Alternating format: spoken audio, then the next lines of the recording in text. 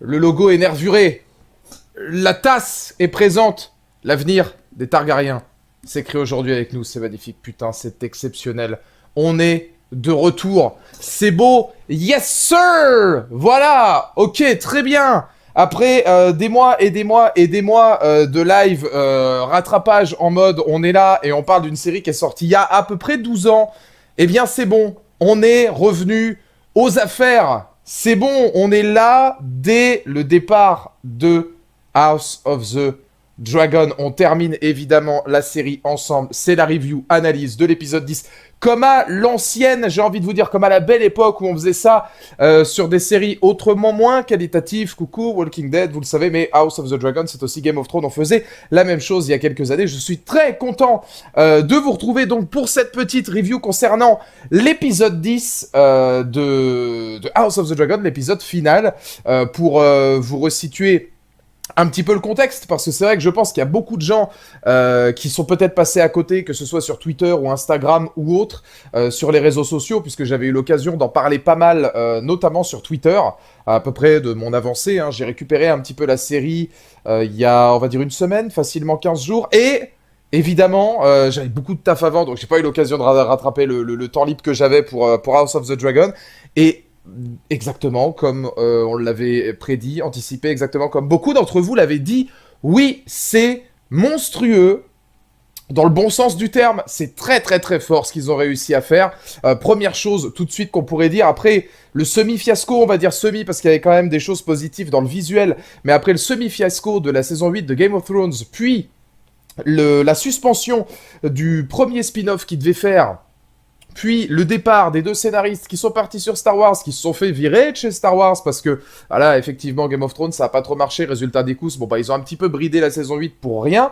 On arrive avec, pas une inconnue, puisqu'on avait Matt Smith, on avait quelques acteurs de renom, on pourra évidemment en parler. Alors là, aujourd'hui, je vais parler essentiellement de l'épisode 10. Sachez que mercredi, il y aura la vidéo, voilà, qui sortira sur l'intégralité de la saison 1. Ce sera une vidéo globale, puisque je sais que vous êtes très nombreux en général à m'avoir demandé, eh bien, quand est-ce que tu vas parler d'House of the Dragon? Aujourd'hui, on se focalise sur l'épisode 10, et mercredi, vous aurez une vidéo sur donc la totalité de la saison. Je ferai pas comment vous dire, je ferai pas de thématique particulière sur tel ou tel personnage, ça arrivera peut-être plus tard, notamment sur des très grands personnages. Viserys, il faut le dire, Viserys a été pour moi extraordinaire, Daemon Targaryen, Rhaenyra, même tout ce qui est Velaryon, je suis assez fan de ce qu'ils ont pu faire. Otto, la main du roi, qui fait un travail extraordinaire lui aussi, et puis qui est voilà, un acteur de renom, hein, donc globalement on est sur quelque chose de très lourd. Il y a énormément de choses très intéressantes quand on parle d'House of the Dragon, notamment sur le côté familial, sur quelque chose d'assez poétique. Alors on reviendra sur la mise en scène, la réalisation qui est prodigieuse, mais c'était quand même une des grandes qualités des dernières saisons de Game of Thrones, ça continue sur ce principe. Là, je veux dire, regardez l'épisode 10, le final, quoi. Enfin, je veux dire, évidemment, on va spoiler, puisqu'on est quand même là pour spoiler et puis pour parler de la série, mais qu'est-ce que c'est que ce final extraordinaire qui viennent de nous balancer? Enfin, je veux dire, c'est horrifique, c'est gothique, c'est visuellement hors norme. Ouais, c'est vraiment très très très qualitatif, on en reparlera mercredi, et ce n'est pas le seul live que l'on fera sur Game of Thrones, puisque sachez que la semaine prochaine, je crois le dimanche, on fera une vidéo débat ensemble sur donc la saison 1. On reviendra en plus de la vidéo sur la saison 1 plus en détail, puisqu'on aura plus de temps, et on parlera théorie, retour des vidéos aussi théoriques, on parlera des théories possibles sur la saison 2, de tout ce qui nous attend peut-être pour la saison 2, de vos théories, les miennes, etc. On en discutera, donc on a pas mal de bonnes choses à se mettre. Merci beaucoup mon Elias pour le don, ça fait plaisir. Dex, c'était Travis Fimmel qui devait jouer Daemon. C'était Travis Fimmel qui devait jouer Daemon à la base. Ouais, mais quand on voit ce qu'a fait Matt Smith, En vrai, franchement, c'est pas gênant. On verra par la suite, mais enfin, House of the Dragon a des rumeurs d'Henry Cavill, des rumeurs d'Elizabeth Olsen pour les prochaines saisons. Je pense que là, on a atteint un stade où, je fais un coucou à Valentine parce que j'avais vu justement son message dans le chat. C'est vrai qu'on est sur potentiellement l'une des séries les mieux réalisées à l'heure actuelle, les plus cinématographiques. Il y en a quelques-unes. On en a beaucoup parlé cette année, hein, Better Call Saul. On a beaucoup parlé, évidemment, de The Boys. On peut parler aussi de pas mal d'autres séries dans le genre. C'est un immense succès, voilà, globalement, puisque vous verrez, et je le dis dans ma vidéo, qu'à part les changements d'acteurs, notamment vis-à-vis de Rhaenyra et vis-à-vis du personnage donc de Rhaenyra, un petit ventre mou, je trouve, au cœur de saison, globalement, je n'ai rien à dire de négatif. Pour vous resituer, parce que en fait l'épisode 10, ce qui est intéressant, comment dire, ce qui est intéressant avec cet épisode final, c'est qu'il regroupe un petit peu tout ce qu'on a aimé dans cette saison 1 de House of the Dragon. Dites-moi si vous êtes d'accord, mais je trouve que c'est un condensé de ce que Game of Thrones a toujours fait de très bien. C'est-à-dire des enjeux politiques, des enjeux sociaux, des enjeux humains, des enjeux familiaux, une guerre psychologique avant d'être devant la caméra. Ça, c'est les premières saisons de Game of Thrones, hein.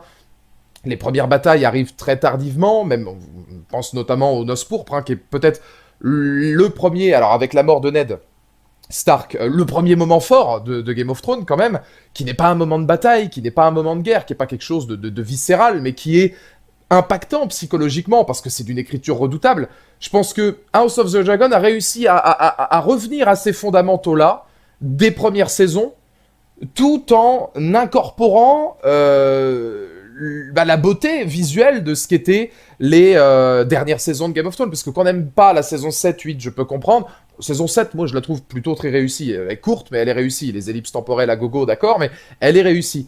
La saison 8 l'était beaucoup moins d'un point de vue thématique écrite. Par contre, qu'est-ce que c'était fort en termes de mise en scène. Et là, on retrouve cette chose-là. On en parle dans l'épisode 10, notamment avec son final, et c'est quelque chose que nous a beaucoup, dont nous a habitué à House of the Dragon, c'est-à-dire vraiment un rythme assez lent, mais où derrière, on a toujours, à chaque putain d'épisode, une phase énorme en termes de mise en scène, en termes esthétiques, en termes graphiques, voire même en termes d'empathie. C'est une série qui provoque de l'image affect. Alors c'est un mot issu du jargon entre guillemets cinéma, hein, mais en gros l'image affect, c'est quand on essaie de faire en sorte justement que d'un point de vue de mise en scène ou d'écriture, on force le spectateur à faire un choix. C'est-à-dire à prendre parti, à vraiment rentrer littéralement dans dans l'histoire, dans le scénario, etc. Quelle série actuellement, avec peut-être Better Call Saul, a été capable de mieux gérer ça? C'est-à-dire que là, entre les familles, voilà, il y aurait déjà, ne serait-ce que la possibilité, je pense, de faire un live où je vous demanderai quels ont été vos personnages favoris, quels ont été les personnages qui vous ont radicalement gonflé. Christian Cole, on t'embrasse, je pense pas prendre trop de risques, et quels sont, voilà, les ambitions sur lesquelles vous auriez aimé vous marier, parce que, effectivement, qu'on parle de Alicent, qu'on parle de Otto, qu'on parle de Viserys au milieu, un petit peu la pierre angulaire de tout ça, hein, puisque lui, il va assister d'un point de vue humain, on le dit d'ailleurs dans l'épisode 10, hein, c'est le roi qui a gouverné par le cœur. Je trouve que c'est une très belle phrase. Il me semble que c'est... Et il me semble que c'est sa sœur qui lui dit ça, justement. Que c'est voilà, un roi qui a gouverné par le cœur. Je trouve que c'est terriblement vrai. Et puis, on a de l'autre côté, eh bien, Rhaenyra, Daemon, etc. Dans quelle partie vous auriez pris part? Et ça, c'est quelque chose de vachement intéressant. Parce que on pose la question au spectateur au fur et à mesure de ces combats-là. Et c'est ça, pour moi, la richesse d'écriture, la richesse narrative de la série, qui arrive avec une mise en scène qui est absolument incroyable, où on se tape encore, voilà, aujourd'hui, je vous le dis, parce que j'y ai beaucoup pensé encore aujourd'hui, et c'est la première question sur laquelle on va revenir, parce que je suis obligé de revenir sur ça en premier, d'un point de vue filmique et d'un point de vue esthétique, l'affrontement, si on peut dire, parce que, est-ce qu'on peut appeler ça... Bon, disons la branlée, le foutoir, le petit creux qu'avait Vagar. Voilà, on va appeler ça comme ça. Disons que voilà, ça peut arriver, les dragons, de temps en temps, ça a la dalle.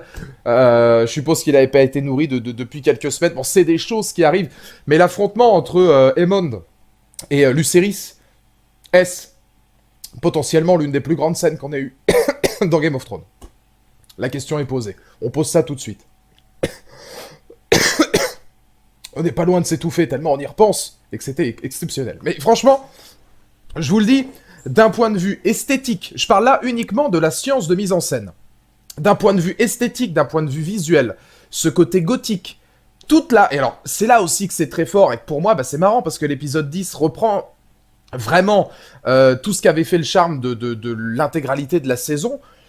On a une tension qui est constante dès le moment où Lucerys va arriver.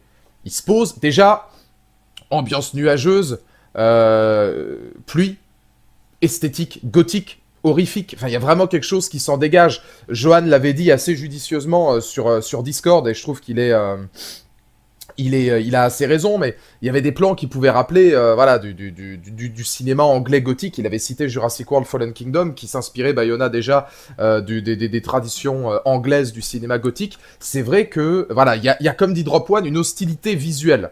Il y a quelque chose de particulièrement hostile qui émerge dès le moment où Lucerys va arriver dans cette antre, et où déjà le danger arrive en arrière-plan, c'est-à-dire avec l'immense Vagar qui est derrière, qui va regarder aux alentours, et où on sait, le spectateur sait du coup que Aemond est là. On voit par rapport à la saison qu'il y a quand même une rivalité qui a coûté un œil à l'un, hein, donc il y a toujours une vendetta qui est à mon avis énorme, mais on ne sait pas exactement ce que ça va donner. Mais dans l'intégralité de la scène, dès le démarrage, on a ce que réussit à faire House of the Dragon, c'est-à-dire partir d'un constat politique, d'un constat de guerre, de traitement du trône. On envoie un émissaire, en l'occurrence Lucerys, essayer de plaider sa cause, pour voir pour qui, justement, les autres maisons plaideront allégeance. Et c'est là que l'autre personnage apparaît, il y a une rixe, et on sait que ça va pas s'arrêter là. Et après, on a une absence totale, quasiment, je crois, hein, de musique, simplement l'esthétique, simplement le visuel, et puis on sait que ça va arriver. On sait que ça va arriver puisque, voilà, encore une fois, le rythme est lent, on prend beaucoup de temps à développer l'envol du dragon de Lucerys. Il y a quelque chose d'hostile, de dramatique qui flotte un petit peu dans l'air, etc. Voilà, encore une fois, l'utilisation de la pluie, la couleur, c'est extrêmement gris, c'est terne. La photographie, pour le coup, que j'ai trouvé assez chaude dans House of the Dragon, c'était déjà le cas dans Game of Thrones, hors période évidemment chez les Stark, mais quand on est du côté de Port-Réal, etc., il y a toujours une pellicule et une photographie qui est très chaude. Pas forcément, bah si, avec Daenerys, les environnements arides, etc. La photographie chaude, ça se marie très bien avec les Targaryens, le feu, etc. Là, on sait déjà de base que ces personnages-là, limite, enfin moi j'ai senti ça comme ça, mais ils ont rien à faire à cet endroit-là. C'est des Targaryens. C'est le feu, c'est le sang, etc. Tu vois, même dans l'aspect photographique visuel, ils ont rien à foutre ici. On essaie de te faire comprendre que ça va péter. Et au moment où ça pète, moi, il y a un plan qui me reste, hein, mais on aurait dit limite une peinture. C'est un plan aérien où on a le dragon de Lucerys filmé comment dire, c'est même pas ni de la plongée ni de la contre-plongée à ce rythme-là, hein, puisqu'il est filmé littéralement d'en dessous. Et au moment où il est en train de voler, on voit l'ombre de Vagar au-dessus de lui. Ce plan-là est complètement dingue. Enfin, on le sait que ça va arriver. Mais comment tu veux iconiser Arax? Merci pour le nom, ouais, parce que alors comme j'ai rattrapé il y a pas longtemps, c'est vrai que les noms de tous les trucs, etc., je les ai pas encore tout à fait. Mais comment tu veux mieux iconiser ce dragon-là, qui avait déjà été iconisé dans l'épisode où Aemond va réussir à le monter pour la première fois, mais par un plan aussi stratosphérique que celui-là, où non seulement tu ressens le danger, parce que tu te dis, ah la vache, ah ouais, la proportion des deux, oh putain, bah, ça, vraiment, j'ai vu ce truc-là, je me suis fait, ah ouais, il est grand. Non, mais ouais, c'est un beau bébé, hein. Alors derrière, tu le vois avec le reste, il est révélé par, bah, par le climat aussi, parce qu'il y a ce côté, on va jouer de l'esthétique des lieux, on va jouer sur l'esthétique totale de l'environnement pour le révéler, bah oui, c'est vrai qu'encore une fois, comme le faisait Bayona, par des éclairs, par des choses quand il révélait l'Indoraptor, et Bayona n'a rien inventé, hein, il y avait d'autres films qui le faisaient avant, mais c'est vrai que ça pour le coup, c'était très fort. Et puis derrière, un combat un petit peu dans le non-dit, où on s'arrête, moi, sur quelque chose que je trouve très intéressant, c'est-à-dire qu'Aemond avait l'envie d'une dette. Et alors, je vais vous poser la question dans le chat, mais je pense qu'on sera tous d'accord là-dessus. Pour moi, Aemond, il sait qu'il va se faire engueuler sévère parce que ça a merdé violemment. Que ce soit Lucerys ou Aemond, ils ont été tous les deux incapables. Et ce qui est drôle, c'est que dans l'épisode 10, juste avant N'oubliez pas que on en parle de ça. Les dragons, je crois que c'est quand Daemon fait l'inventaire de tous les dragons qu'il y a, certains sont sceptiques, et puis il y a plusieurs personnes qui vont leur rappeler que bon, les dragons se sont déjà combattus entre eux. Hein. C'est déjà arrivé que des dragons se foutent sur la gueule, et ça arrivera probablement encore. À partir de ce moment-là, on peut déjà supposer qu'il y aura un combat par la suite, puisque cette phrase, elle n'est pas anodine. Mais d'un autre côté, je suis pas forcément sûr qu'Aemon, quand il voit l'autre se faire... Puis alors, hein, v'là la scène... Enfin, je veux dire, c'est là aussi que c'est fort, tu vois, parce que ça reste un enfant. Je sais plus quel âge a Lucerys, mais il doit avoir à peu près 14 ans, 12 13 ans, peut-être 14 ans, je sais pas exactement. J'allais dire 14, moi, parce que bon, globalement, ils ont à peu près tous 14 ans quand on essaie de les marier, etc. Mais il est jeune. Voir le plan où le dragon revient, après une légère accalmie, c'est voilà, vraiment le calme avant la tempête, mais qui dure 3 plans, hein. Le faire revenir, déjà, basculer de l'obscurité à la lumière, symbole de sécurité, tu te dis, ok, peut-être qu'il a échappé au pire. Nique ta mère. Nique ta mère. C'était mal connaître Vagar qui arrive, et voilà, qui se fait un petit choco BN. Très bien. Et le plan, déjà, est fort, parce que visuellement, on a quand même Vagar qui va gober littéralement un enfant. Enfin, je veux dire, c'est pas forcément des plans que tu as partout, parce que c'est pas des choses que le cinéma, etc., montre régulièrement. Et puis...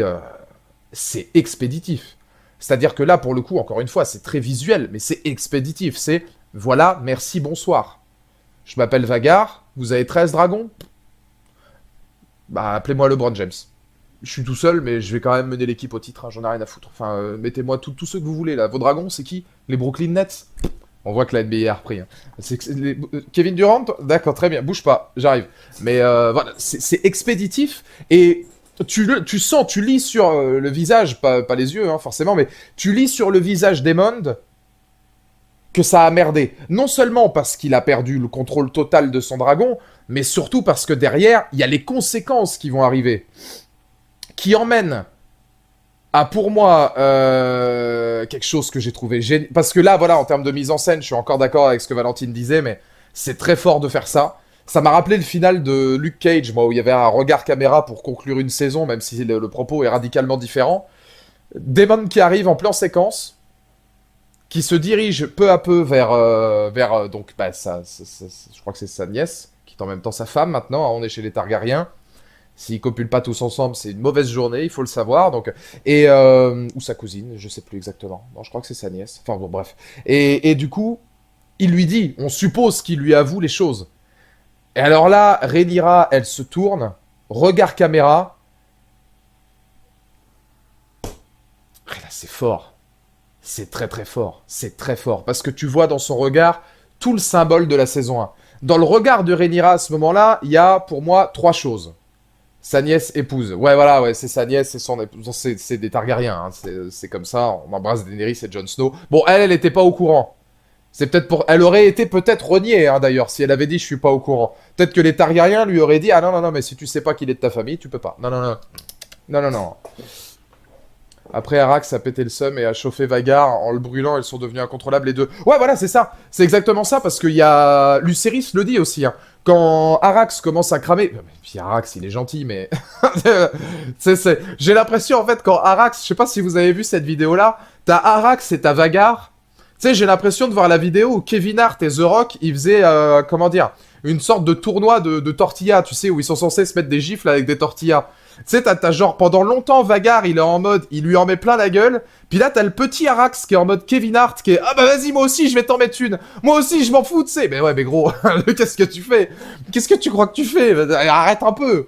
Tu es une version miniature, mais c'est du, comment dire, c'est de l'instinct primaire. C'est de l'instinct... c'est de l'instinct primitif, c'est de l'instinct animal. Mais derrière, effectivement, ça veut quand même dire que les deux ont totalement perdu le contrôle, ce qui explique quand même que les dragonniers n'ont pas toujours le contrôle de leurs créatures. Ça, je trouve que c'est important, c'est intéressant. Et puis, ça amène à des conséquences qui vont être terribles. Parce que, comme je disais, dans le regard de Rhaenyra, il y a vraiment 3 choses qui sont hyper importantes. C'est, la première, la douleur et la perte, bah, évidemment, de son fils, enfin, qui est... On le sent, la tristesse qui va mener ensuite à la colère et à la haine. La deuxième, c'est que dans ce regard-là, il y a de la vengeance. Ok, vous voulez jouer? On va jouer, les gars. Et c'est ça qui amène au 3e point le plus important, et c'est pour ça que je trouve que ce regard caméra est hors norme. c'est que ce regard à la caméra, il va à l'encontre de toute la saison. Parce que un quart d'heure encore avant, elle était en mode, les gars, moi je veux faire ça à l'amiable. Elle veut, alors, ça m'étonne un peu de Rhaenyra, parce que le problème c'est qu'en fait dans la saison, moi j'ai trouvé que dans la saison, il y avait une ellipse où il y avait un changement d'actrice, et c'est là qu'en fait Rhaenyra, elle a un ventre mou. La Rhaenyra qui s'est assagie, on l'a pas vue à l'écran. On le devine dès le moment où il change d'acteur. Ce qui veut dire que là, ok, elle s'est assagie, elle veut respecter la mémoire de son père, etc., qui, justement, gouvernait par le cœur. Le problème, c'est que la Rhaenyra enfant, elle était beaucoup plus proche de « tu me casses les couilles, je vais t'en mettre une ». Elle était très borderline. Et c'est dommage qu'on n'ait pas eu juste cette transition-là pour comprendre encore plus pourquoi elle est arrivée, je pense, de manière beaucoup plus positive, et qu'elle est arrivée beaucoup plus d'une façon tranquille vers la prise de pouvoir de son trône. Elle veut pas récupérer son bien par violence, elle veut le récupérer parce que c'est sien, en faisant justement réfléchir les gens à Westeros et leur rappeler qu'ils ont fait serment d'allégeance. Ce que je trouve très intéressant, sauf que dans ce regard-là, tu te dis bon, ok. Bah logique, elle est devenue maman. Oui, oui, c'est logique, bien sûr. Le problème, c'est qu'on le voit pas. C'est-à-dire que dans la transition, quand en plus tu changes d'actrice et que... Bon, l'actrice elle joue très bien, hein, Rhaenyra, il y a pas de souci, mais c'est vrai que par rapport à Rhaenyra qu'on avait vu enfant et qui a grandi aussi par certaines ellipses, bah, il y avait un petit manque à gagner. J'étais pas forcément, moi, hyper convaincu du changement de comédienne à la base, au départ. Bon, le regard caméra m'a fait comprendre que c'était finalement très bien, mais ça manquait peut-être de certaines choses.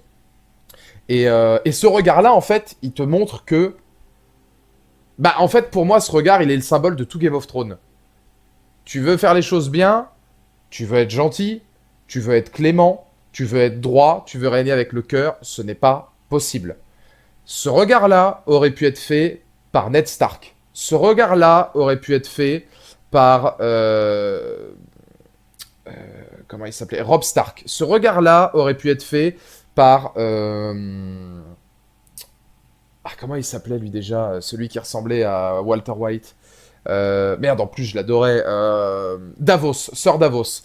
Ce regard-là aurait pu être fait par les Viserys, les êtres humains. Vraiment les êtres humains. Ceux qui sont les plus à même de gérer par le cœur, de gérer par la droiture. Et en fait, là, on sent que tout a pété. Voilà, on sent que ça, c'est terminé.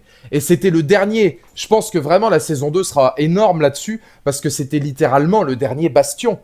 C'était le dernier bastion, en fait, Alors, en plus, elle est avec Daemon, et Daemon, lui, est beaucoup plus brutal. Mais c'était le dernier bastion d'empathie, de cœur, et de quelque chose qui, finalement, sera mort avec Viserys. C'est-à-dire gouverné par par le cœur, par le respect, par des notions familiales qui vont complètement être dézinguées par la suite.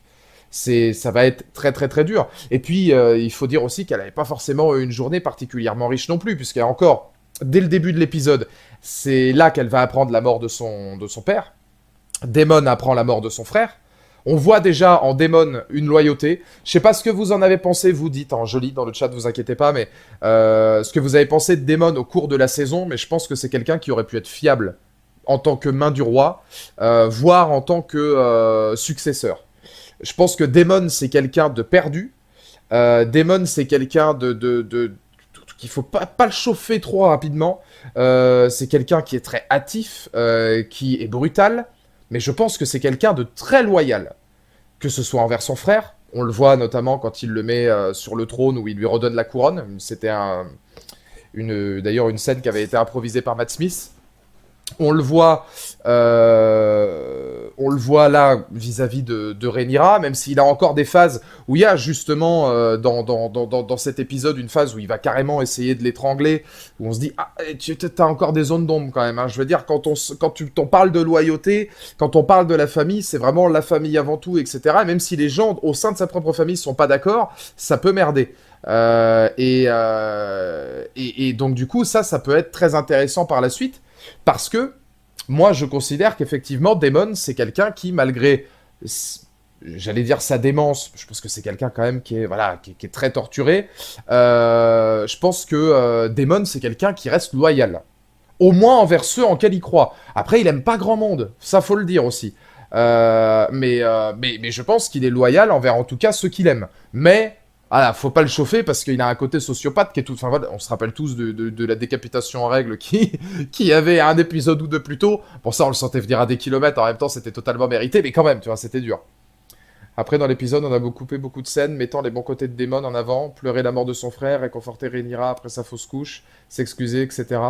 Ça a été dit, ça, justement, qu'ils avaient coupé des scènes où Daemon était plus humain. Parce que ça, du coup, ouais, moi, j'étais pas foncièrement au courant, mais ça m'étonne pas plus que ça. Honnêtement, ça m'étonne pas plus que ça. C'est un personnage qui en serait capable, de par, justement, pas sa folie, mais de par tout le prisme psychologique qu'il va avoir et comment vous dire, tout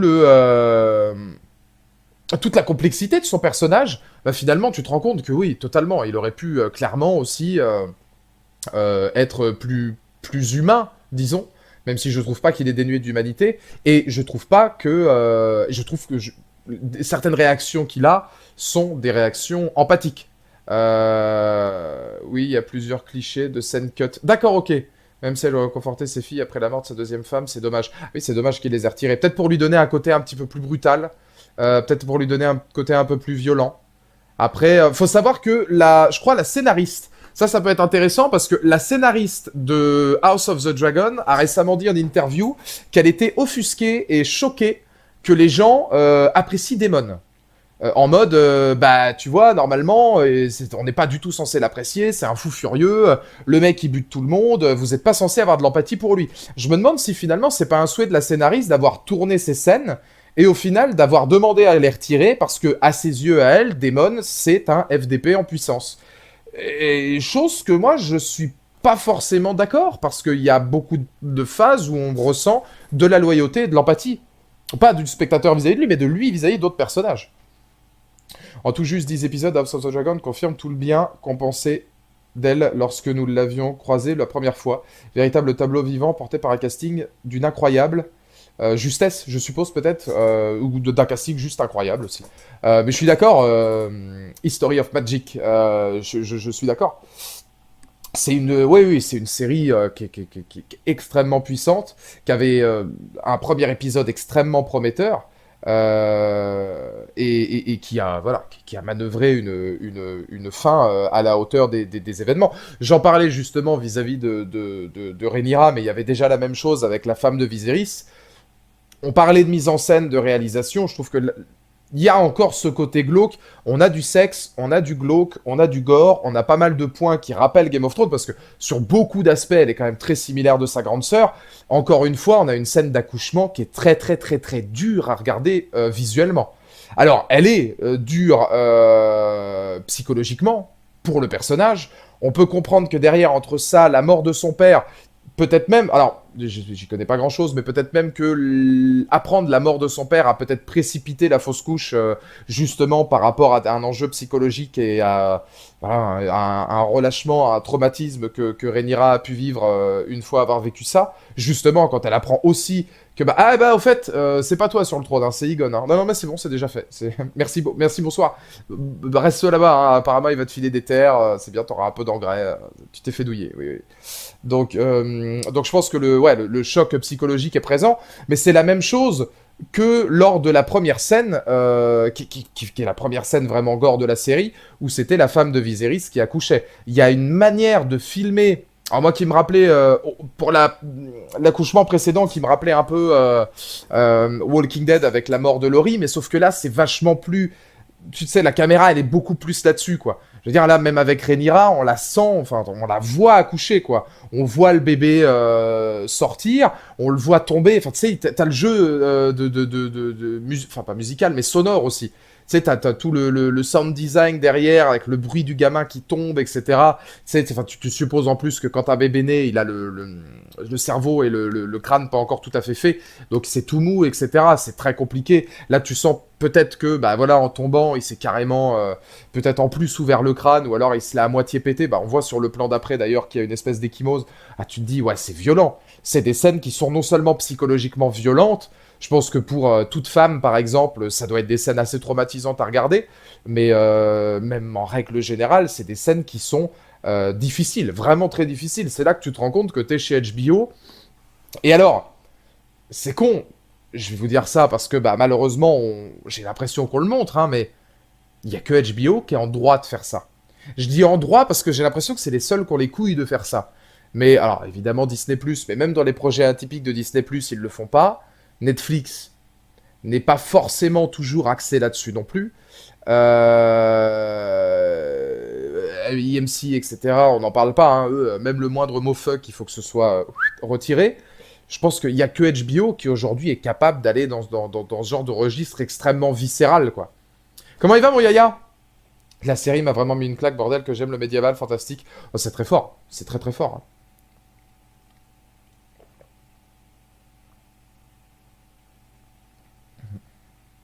Et ce qui est intéressant dans cette scène-là, c'est à l'image de tout ce qu'était la saison, voir Amazon avec The Boys. Ah, oui, il y a The Boys. Ouais, Amazon est capable.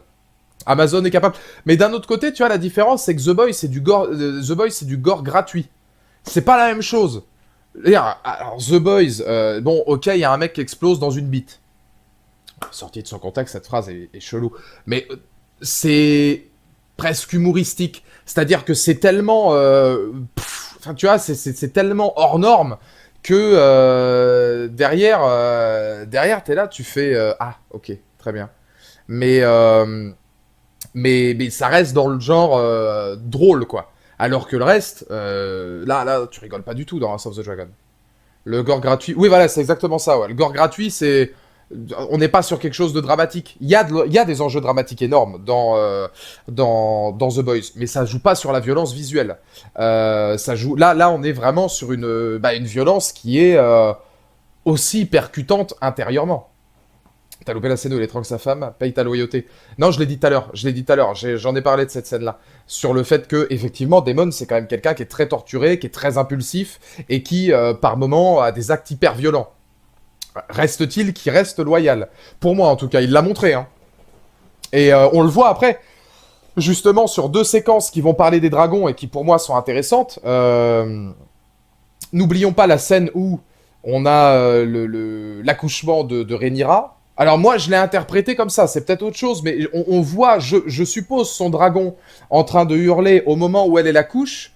Moi, je l'ai plutôt pris comme, comment dire, la souffrance psychologique, mentale et physique de la dragonnière avec le lien qu'ils ont tissé, qui se ressent littéralement via le dragon. C'est-à-dire le dragon ressent cette souffrance, ressent la peine, ressent la douleur, et c'est pour ça qu'on montre tous ces plans-là. C'est parce que lui aussi hurle, parce que sa dragonnière, sa maîtresse, souffre de la même chose. Je crois que c'était déjà le cas quand Daenerys est morte avec Drogon. Bon, Drogon, lui, il s'en bat les couilles, lui, il a carrément cramé le trône de fer, donc bon, il n'avait pas le temps. Mais je vois, j'imagine le Lucas Simard. J'imagine le Lucas Simard, je l'imagine souvent, et Dieu sait que j'aimerais le voir d'autant plus. Comment il va, mon Lucas? Lucas, vendredi, normalement, il y a Horasia qui m'a dit que ça sortait. Donc si jamais vous sortez vendredi soir, n'hésite pas à me dire. Hein. Tu sauras où me trouver. Et comment il va, mon Sisama? Miaou, miaou, le pub boss, il connaît les spots royanais. Il sait où sont les bons spots, il les a vécus. Il y a du vécu en Sisama, et c'est ça qu'on aime. Jamie et Damon auraient fait un duo incroyable. Merci Elias pour le don. Oui, alors, et ça on pourra en parler après parce que c'est intéressant. Est-ce que vous pensez que Damon pourrait avoir la rédemption de Jamie Lannister, par exemple? Là où pour moi, Jamie avait quand même moins de violence et moins de... Je trouve que Jamie était moins sanguin, plus calme, plus calculé, plus... moins incisif. Damon, lui, il est vraiment... Damon est particulier, hein. Daemon est particulier. Jaime, lui, il était plus mesuré. Mais c'est une question que je peux vous poser aussi. Est-ce que pour vous, par exemple, Daemon Targaryen peut avoir une rédemption à la... comment dire peut avoir une... comment dire une rédemption à la Jaime. Il a quand même jeté un gosse. Oui, c'est vrai. Oui, tu me diras, c'est vrai, ouais. Oui, pour des plans tactiques et puis par amour.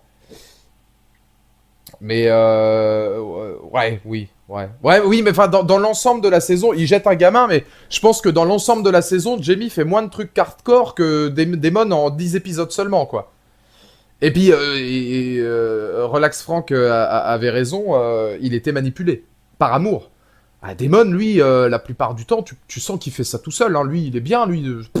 C'est sur moi, je l'appelle le saltimbanque, moi, parce que justement, sa femme le dit, on mène une vie, enfin, Lena, au moment où il est avec Lena, on mène une vie de saltimbanque, c'est vraiment ça ce que tu veux, etc. Lui, il s'en bat les couilles, hein. Il s'en bat les couilles, mais d'un autre côté, il est tellement aussi peut-être meurtri d'avoir été un peu laissé de côté par son frère à une certaine époque, etc., que pour lui, c'est un moyen d'évacuer aussi, je pense. Rédemption, Daemon, je pense, il en a rien à cirer. Il y a cet esprit-là aussi. Est-ce que vraiment... Alors après, un personnage n'a pas forcément envie de faire une rédemption pour en faire une. C'est au spectateur d'en juger. Peut-être que Jaime Lannister, par exemple, dans l'ensemble de sa carrière, ne cherchait pas de rédemption. Pourtant, il en a une parce que c'est écrit de cette manière-là. Daemon aime plus sa famille que le reste, il est persuadé de se battre pour eux et ne changera pas d'avis. Ah, ça, j'en suis convaincu, ouais. J'en suis convaincu, mais après, à voir si cette opinion-là et cette dimension-là lui permettra d'effectuer aux yeux du spectateur une rédemption et de plus mettre en avant son côté humain qui, je pense, est présent quand même.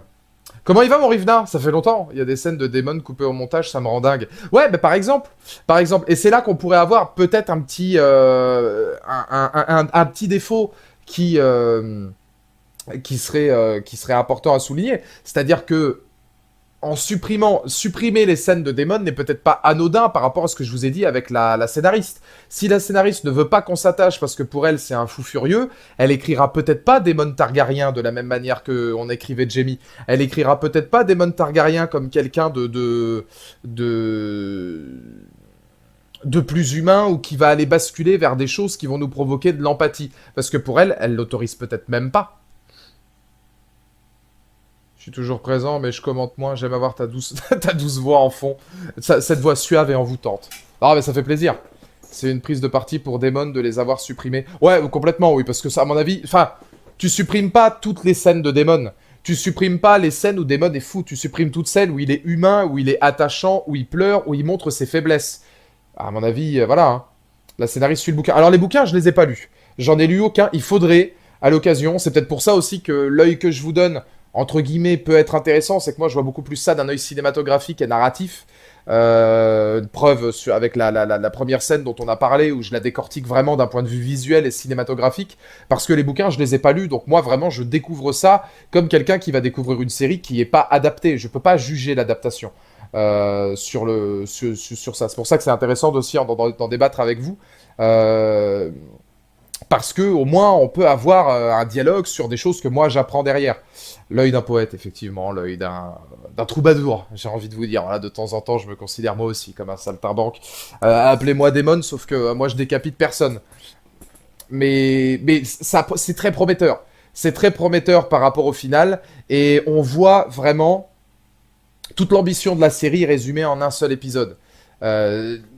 Mêler ce côté politique, ce côté lent. C'est une série qui est lente. L'épisode est lent. Enfin, je veux dire, globalement, c'est encore plus lent que Game of Thrones parce que Game of Thrones avait l'habitude, ça on le remarque assez rapidement, mais Game of Thrones avait l'habitude notamment lors des... Je vais dire à partir de la saison 3, mais même dès la saison 1, puisque je crois que la mort de Ned Stark c'est en saison 1. Game of Thrones avait l'habitude d'envoyer du très lourd visuellement en termes d'action et d'ambiance un épisode avant le final. C'était très souvent le cas. Que ce soit en saison 1, en saison 3 avec les Noces Pourpres, ou même après avec la bataille des bâtards, ces choses-là, etc. C'est toujours l'épisode 9 ou en l'occurrence, bah après, je sais plus, hein, sur les 2 dernières saisons, comment ça se passe, c'est l'épisode 5, évidemment, etc. Mais voilà, ça envoie du lourd sur le fameux épisode d'avant-dernier de saison. Et là, du coup, on arrive sur quelque chose de radicalement différent, où on est dans une dramaturgie très lente, où l'épisode 9 était lui aussi très lent, et le 10 aussi, parce qu'on pose, on pose littéralement des bases, on travaille les personnages, il y a une ambition narrative, il y a une ambition de vouloir étudier cette mythologie, de vouloir étudier cette quête du trône, parce qu'on est déjà dans une quête du trône, voire peut-être... Ouais, je pense peut-être même encore plus que Game of Thrones, parce que là, on sent que le roi est vieillissant, et ils se battent tous un petit peu comme une meute de loups. Là où les Lannister ont quand même énormément la main mise tout le long de Game of Thrones. Il y a qu'au début où c'est un Baratheon, et il y a qu'à la fin où c'est Daenerys, puis ensuite... j'ai pas envie de citer la suite. Mais voilà, moi je m'en arrête à Daenerys. Pour moi, celle qui est sur le trône, c'est Daenerys. Mais on est encore une fois dans quelque chose de différent, et je trouve que c'est intéressant. Je trouve que c'est intéressant. Qu'est-ce que j'avais noté d'autre Si, si, on parlait de Daemon, justement, et de la folie un petit peu de Daemon. Alors moi, il y a une scène qui m'a fait marrer. C'est la scène où Daemon... Rhaenyra commence à faire l'inventaire des troupes. Et elle essaie de voir un petit peu qui sera justement à ses côtés quand ça merdera, parce qu'elle se doute à peu près que ça va merder, avant justement d'essayer de vouloir une solution pacifique et récupérer son trône. On voit Daemon qui va parler à ses gardes, et ouais, il y a une phrase que j'ai trouvée très drôle, c'est « Alors les gars, vous avez le choix. Vraiment, il arrive... moi je suis sympa, je vous laisse le choix. Soit vous êtes de notre côté, bah soit vous vous faites cramer par le dragon, ou alors si vous prenez le parti de l'autre, et bah vous aurez une mort bien plus brutale et bien plus lente. Mais franchement les gars, je suis réglo, je vous laisse le choix. Non, franchement, je suis un gars cool. Marche avec moi ou bah dans les deux cas tu meurs. Mais vraiment voilà, je te force à rien frérot. Et cette scène-là m'a fait marrer parce que je me dis ouais bah ouais Daemon, mais oui mais gros, mais c'est bon bah ouais c'est du Targaryen dans le texte, mais c'est rigolo quoi. C'est quand les live horror spécial Halloween ce sera... Alors, il n'y en aura pas sur YouTube. Ce sera que sur Twitch. Ça commence à partir de vendredi. Vendredi, samedi, dimanche, lundi. Il y aura beaucoup de live. Que sur le thème de l'horreur. Et puis, pas demain. Demain, je suis en pause. Mais mercredi et jeudi, on sera en live pour Plague Tale. Ok, déjà, bon, c'est pas de l'horreur, mais c'est un bon préambule. Rhaenyra est plus bosée comme son père, moins sanguine que Daenerys. Oui. Je considère pas Daenerys comme quelqu'un de sanguin, hein. Daenerys, pour moi, c'est pas une Mad Queen. J'en avais fait une vidéo. Pour moi, Daenerys, genre, elle a rien fait de mal du tout. Daenerys, c'est quelqu'un qui a essayé de s'émanciper non seulement de son statut, mais en plus de devenir une femme libre, qui a tué au nom de la liberté des peuples, comment te dire, a laissé plusieurs alternatives, à de nombreuses reprises à Cersei. Je pense notamment où on a la mort de la main droite, enfin je sais plus comment elle s'appelle, mais de la meilleure amie de Daenerys, enfin celle qui lui servait de main droite, qui se fait assassiner par, je crois, Missandei, voilà, merci, ouais, qui se fait assassiner devant justement Daenerys et tous ses hommes, et puis qui se fait même ensuite balancer de Port-Réal. Là, tu te dis, bon, Daenerys, elle était arrivée en mode capitule. Alors, ok, je reprends ce qui me revient de droit, ce qui techniquement n'est pas nécessairement faux. Effectivement, j'ai une plus grande armée que toi. Effectivement, je pense que c'est ma destinée. Maintenant, elle avait une solution pacifique en tête. De la même manière que Rhaenyra. Rhaenyra, elle veut récupérer ce qui, logiquement, lui revient de droit. Elle le dit dans l'épisode 10. Elle veut récupérer ce qui lui est dû, parce que c'était elle qui était censée être sur le trône. Il n'empêche que c'est vrai, même si on peut pas, et c'est là que c'est intelligent, on peut pas en vouloir à Alicent. Vous voulez lui en vouloir pourquoi Alicent, la pauvre, elle est là, son mari, il est sur son lit de mort, il lui parle d'Aegon, etc. Ouais, mais sauf qu'en fait, Alicent, elle comprend pas, pour elle, c'est Aegon son fils. C'est pas les légendes, les futurs, les anciens, etc. C'est son fils. Donc Alicent n'a pas menti. Il y a juste une légère incompréhension qui va foutre un sacré bordel, je pense. Mais elle veut récupérer, du coup, Rhaenyra, ce qui lui appartient techniquement de droit. De la même manière que Daenerys voulait faire la même chose, et où les deux, avant, là, parce qu'on s'en doute qu'à mon avis, avec Rhaenyra, ça va péter, c'était la même chose à Daenerys, c'était d'un point de vue plus ou moins pacifique, libérer les peuples, les laisser à des gens compétents, et puis ensuite, pourquoi pas, comment dire, être bonne et clémente avec Cersei, qu'elle ne méritait pas du tout d'ailleurs, et puis faire ça pacifiquement. Bon, il se trouve que Cersei en a fait qu'à sa tête, au final, Port-Réal a cramé complètement, et les gens se sont dit, mais Daenerys, la Mad Queen, etc., c'est pas possible. Pour moi, très sincèrement, Daenerys, c'est la seule personne que j'ai trouvée bien écrite dans la saison 8. Jusqu'à son final où on la tue par Jon Snow, qui pour moi, ça c'est un scandale sans nom. Surtout pour ce qu'on fait de Jon Snow après, pour mettre Bran sur le trône, les trucs, les machins, enfin... Non, ça c'est vraiment... La saison 8 est écrite de manière catastrophique. Mais Daenerys et son ascension, pour moi, c'était complètement cohérent. Vraiment, c'est... Ok, j'ai fait l'effort, une fois, deux fois, trois fois. Tu tues Miss Sunday devant moi. Ouais, bon, à un moment donné, voilà, je veux dire, ok... et il y a beaucoup de choses qui me font penser à Daenerys chez Rhaenyra. Alicent, c'est exactement ce qu'elle fait depuis qu'elle est adulte. Elle se cache juste derrière la pitié. Moi, j'ai pas cette interprétation-là, mais Alicent est un personnage extrêmement intéressant. Pour moi, Alicent, elle sait ce qu'elle fait, mais elle est quand même très manipulée par son père. Son père est un diktat énorme pour asseoir sa famille soit sûre, soit très à côté du trône.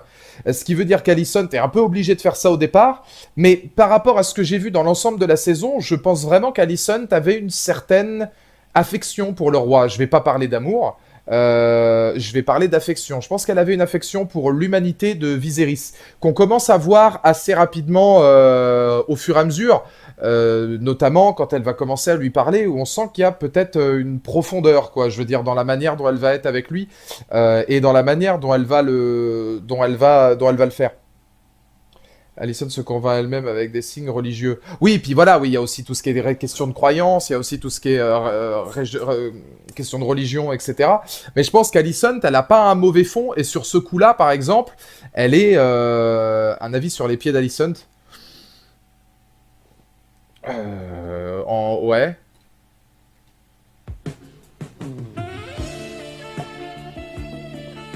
Voilà, c'était très rapide. Mais c'était mon avis sur les pieds d'Alicent. Abonnez-vous, mettez la cloche. Mais cette scène-là, elle est glauque aussi. Hein. Putain, avec l'autre qui se branle de vue. Putain, putain, quel enfer. Puis tu sens que la pauvre, en plus, c'est chaussette après chaussette. Enfin, vraiment, c'est une horreur. La pauvre, elle se retourne en mode ouais, directed by Quentin Tarantino. Mais non, moi, je pense il y a une sincérité quand même chez Alicent. Même Rhaenyra le dit, hein, Rhaenyra et Alicent, il y a beaucoup de griefs, c'est des gens qui ne peuvent plus être amis comme elles l'étaient avant et qui ne peuvent plus s'entendre. Mais au moment où il y a tout ce banquet, qui est une très belle scène où Viserys justement va dire souvenez-vous de moi comme d'un père, comme d'un grand-père et pas comme uniquement comme d'un roi, Rhaenyra portera un toast à Alicent. En mode, bon, moi je pense vraiment que Alicent, t'as été là pour veiller sur mon père quand il le fallait, etc. Et je te remercie. Je pense qu'il y a une certaine sincérité chez Alicent, mais une sincérité qui est basculée par son ambition qu'elle commence à avoir au fur et à mesure des épisodes, par l'ambition démesurée de son père, et puis par les différents calculs qu'il va pouvoir y avoir effectivement par la suite, ouais. Mais je doute pas d'une certaine sincérité et d'une certaine affection, par contre. Scène pas dans le livre, je me demande comment ils ont eu l'idée de faire ça. Bah c'est les mœurs d'aujourd'hui, tu sais, aujourd'hui... Enfin, c'est con à dire, mais en vrai, si tu veux créer une scène malsaine, t'as juste à aller sur Twitter. Tu serais... Enfin, je pense que les gens sont au courant pour ceux qui ont Twitter, mais on serait étonné de voir le nombre de nanas, que ce soit sur les réseaux, les trucs, les machins, où il y a des mecs qui les DM en mode... envoie-moi une photo de tes pieds tous les jours, rémunération de 50 balles, ou des trucs comme ça, ou tu sais, des sugar daddy.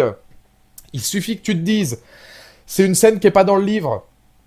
On veut faire du gore et on veut aller encore plus loin dans les fantasmes profonds et vraiment cradingue d'un mec qui l'est tout autant. C'est du caviar, hein, ça je veux dire. C'est voilà, t'étais juste en mode, je pense que globalement, tu fais un aller-retour sur Twitter, et puis tu l'as ton idée, hein. Alicent est un peu manipulée par... Ah bah, mais Alicent est manipulée, elle devient moins manipulable au fur et à mesure. Je pense qu'effectivement, elle est consciente de ce qu'elle fait. Par contre, c'est vrai qu'elle a beaucoup de gens derrière elle pour lui dire, tu peux... ouais, super, merci. Qu'as-tu pensé du personnage de Viserys? J'ai adoré. Moi, Viserys, pour moi, c'est l'un des 2 ou 3 MVP de la saison. Oui, il a une profondeur humaine, il a une douceur, une humanité, etc., qui est quand même très très forte. C'est pas dans les romans, mais c'est très bien pensé, je trouve. Oh, t'as très bien pensé. Paddy Constantine est fabuleux. Ouais. Non mais, je pense que de toute façon, Paddy Constantine, tout comme l'actrice qui jouera Rhaenyra et potentiellement aussi l'actrice qui joue Alicent et Matt Smith, je pense que ceux-là seront potentiellement nommés au Golden Globe et aux Emmy Awards sans aucun problème. S'ils sont pas nommés, surtout Alicent, je pense, et Viserys.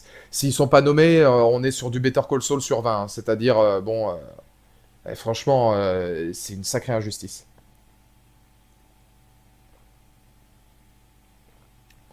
Bah, c'est ce qu'on disait tout à l'heure, Pasco, ouais, sur la scène finale, le regard caméra sur l'épisode 10. Et on sent que la haine, elle a basculé.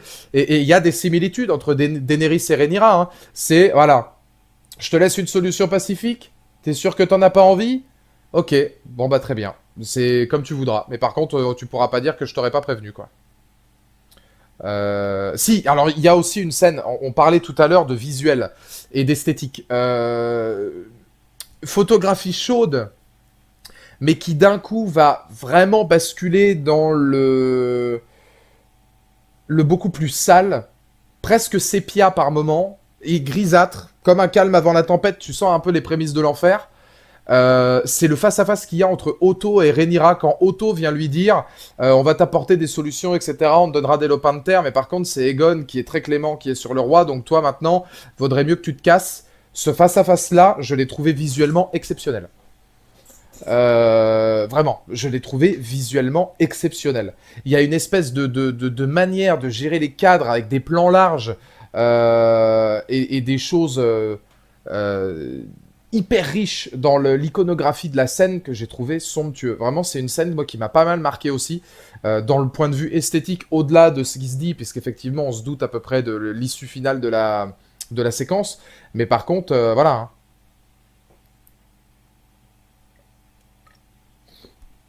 Je trouve que c'est vraiment très bien vu et très très bien filmé. Oui, ouais, c'est comme un calme, comme je disais, hein, c'est comme un calme avant la tempête parce que tu sens que les couleurs s'estompent au fur et à mesure. Il y a vraiment comment dire, une dimension dans l'épisode où on commence par des lumières, des plans un peu plus chauds et plus l'épisode passe, de toute façon, plus la saison passe, plus ça s'obscurcit, plus l'image devient terne et ça symbolise vraiment le chaos des personnages, quoi. Enfin voilà, c'est quelque chose que je trouve vraiment, vraiment énorme. J'avais noté aussi bon les paroles, voilà, dans les dialogues de Rhaenyra, les paroles sages de Viserys qui se reflètent sur Rhaenyra effectivement. Rhaenyra qui a une envie de sagesse, offrir au royaume paix et harmonie au lieu de lui offrir une nouvelle guerre. Ça, je trouve que c'est intéressant aussi parce que jusque maintenant, oui, effectivement, et même Daemon et les autres étaient beaucoup plus orientés autour de bon, pour réussir, pour vivre, pour survivre, pour asseoir sa supériorité, il faut forcément aller dans le chaos. Et elle, c'est la seule qui va te dire, et pourquoi on ferait pas comme mon père à vouloir une harmonie, à vouloir une alchimie entre les familles, à vouloir toutes ces choses-là. Et j'ai trouvé que c'était, voilà, encore une fois, l'empreinte du père, l'empreinte de Viserys, qui pour moi est, je pense, le personnage le plus humain que Game of Thrones nous a donné. Peut-être avec Sir Davos. Mais vraiment, il n'y en a pas beaucoup des personnages aussi humains que ça. Pas faibles, finalement, tu vois, avec leur recul, je le vois pas faible du tout. Euh, Et Ned Stark. Et Ned Stark aussi, oui. Ned Stark était quand même pas mal dans cette optique-là. Mais on voit que c'est des gens qui terminent globalement mal. À part Davos qui survit, les personnes les plus humaines finissent par mourir assez régulièrement et surtout relativement vite, quoi. La musique aussi, on n'en a pas parlé jusque maintenant, mais la musique, je l'ai trouvée très très forte dans l'intégralité de la série, mais aussi dans cet épisode-là, parce que là, on est aussi là pour parler de l'épisode 10. Je trouve que il y a une vraie puissance musicale dans les thèmes abordés. J'ai l'impression qu'il y a, comment dire, il y a des thèmes qui sont étudiés selon chaque personnage, voire même selon chaque dragon, etc., et selon chaque idéologie. Chose pour laquelle, en fait, quand on voit la bande originale et quand on voit la qualité musicale de Ramin Djawadi dans la série, je suis pas du tout contre le fait qu'en fait ils aient comment te dire, laissé le générique identique sur Game of Thrones. Moi, au contraire, moi je trouve ça bien. Tu gardes l'identité, il y aura la même musique pour tous les spin-offs, juste le visuel changera. Là, notamment pour parler de la dynastie des Targaryens, mais ça donne une continuité. Et puis de toute façon, tu sais que Ramin Djawadi derrière, il va faire le taf pendant la série. Donc, pour moi, c'est du tout bon, hein. C'est du tout bon. Le thème de Rhaenyra est très beau, ouais. Le thème de Rhaenyra est très très, il est assez bluffant et il reste en tête, ouais. Après, je vais pas répondre parce que le truc, c'est que toutes les questions dans ce genre-là, on y répondra dans le live de la semaine prochaine. Je vous le redis parce que là, on est plus de 300, donc c'est plutôt cool. Mercredi, vous aurez la vidéo analyse complète de la saison 1, sur mon avis sur la saison 1 en règle générale, en essayant d'aborder à peu près tous les sujets. Et pas ce dimanche, mais le dimanche suivant, on fera un grand live où vous pourrez me poser toutes les questions que vous voulez sur ce que j'ai pensé de la saison 1, etc. Où on fera un grand débat sur l'intégralité de la saison, plus les théories sur la saison 2. Là, on va vraiment essayer de se focus juste sur l'épisode, et puis on parlera du reste, évidemment, plus tard. Dans l'épisode, il y a aussi une scène qui est hyper importante, c'est la comptine des Targaryens pour probablement, j'allais dire adouber, mais pour le coup, c'est plutôt se faire adouber. Euh, comment dire, un dragon immense. On retient hein, qu'effectivement, il y a beaucoup de dragons qui n'ont pas encore de dragonnier, etc.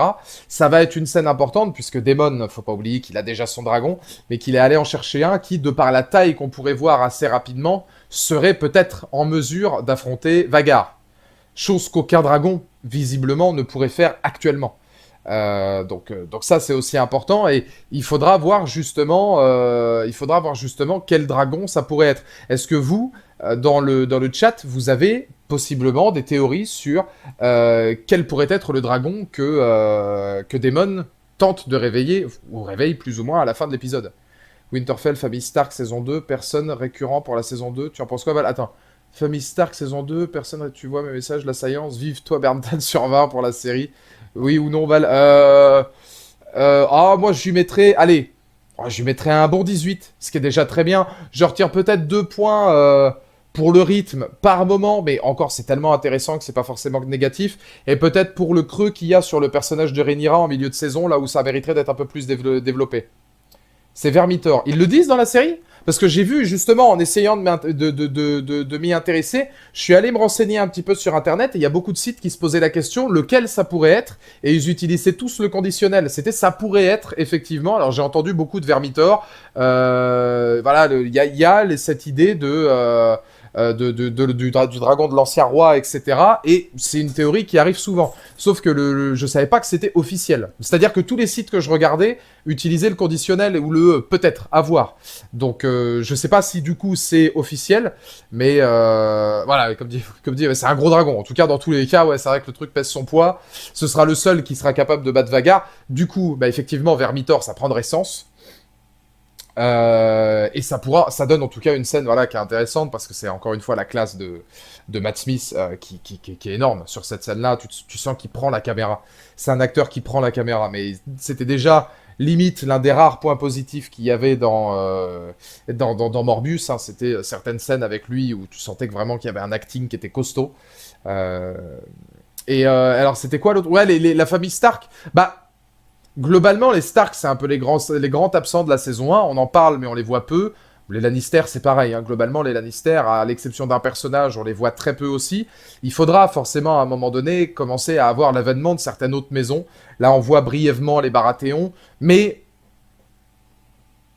dans l'idée même que je me fais de la série actuellement, c'est tellement intéressant et tellement riche, rien qu'avec les Targaryens et les Vélarions, que bon, voilà, je pense que c'est déjà très bien d'avoir ces deux maisons-là.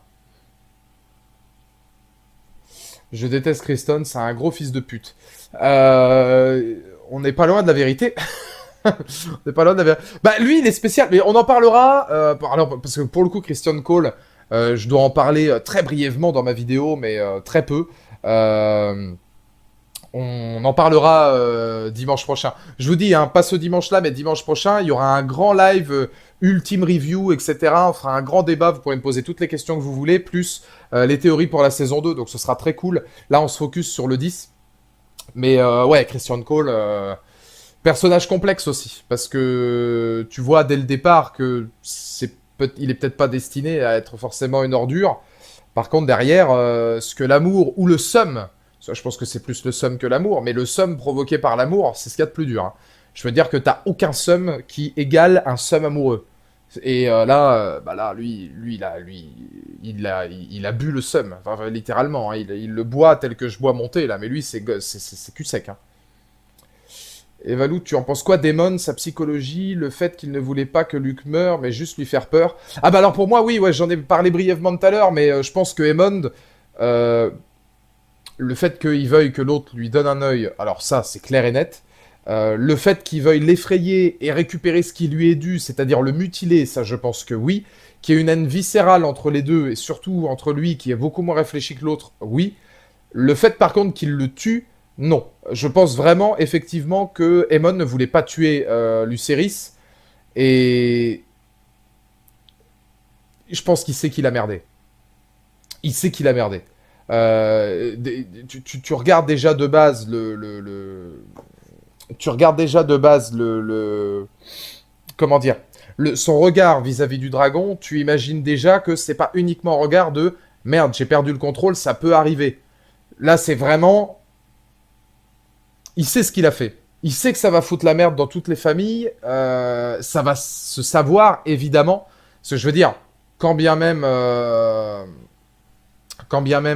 après, à voir un peu comment ça va se faire, mais enfin, si, techniquement, je pense qu'ils vont le savoir. Je veux dire, globalement, il sait qu'il. J'allais dire, on va retrouver quoi? Un demi-corps avec un dragon bouffé en quatre. Et éparpillé un peu partout. Ok, on va me dire, oui, mais ça peut arriver. Je veux dire. Sauf que lui, il était arrivé là-bas avant, Aemond. Il a littéralement, je pense, le seul dragon qui est capable de faire de tels dégâts. Ils peuvent pas se blairer. T'as pas besoin, à mon avis, d'avoir fait Sciences Po pour comprendre que, voilà, c'est lui. Je veux dire, ils le savent. Ça a pas besoin de se dire, ils le savent. Et dans l'intérêt même du trône, dans l'intérêt de son frère aussi sur le trône, parce que lui, il est tout à fait conscient qu'à un moment donné, bah, je veux dire, ça va aussi lui retomber dessus par rapport à l'ambition de Rhaenyra de récupérer le trône. Il sait qu'il fout son frère dans la merde, il sait qu'il fout sa famille dans la merde. Oui, je pense que, voilà, hein, c'est... il y a une connotation d'un regard qui en dit long sur le... Ah merde. Ah, bon. Voilà, et du coup, ça s'organise comment pour les débris là derrière? Dans le livre, il y a trois options, et elles sont pas vraiment belles. Mais Aemon, dans le livre, est radicalement méchant et mauvais en tout cas. Alors, je pense pas trop prendre de risques en disant que, à mon avis, il va mal tourner, hein. C'est-à-dire que quand moi je vois Aemon, je vois pas quelqu'un de bien. Je vois quelqu'un qui, dans l'enfance, a été traumatisé, qui a été bafoué, qui a pris la confiance avec son dragon, et qui, du coup, derrière, s'est fait mutiler et qui a une vendetta contre littéralement tout le monde. Maintenant, il y a une explication, mais je pense quand même que de cette explication-là, on va arriver vers quelque chose de plus sombre, hein. On va arriver vers un personnage qui, pour moi, n'aura pas beaucoup de d'onces positives. Pire peut-être même que Daemon.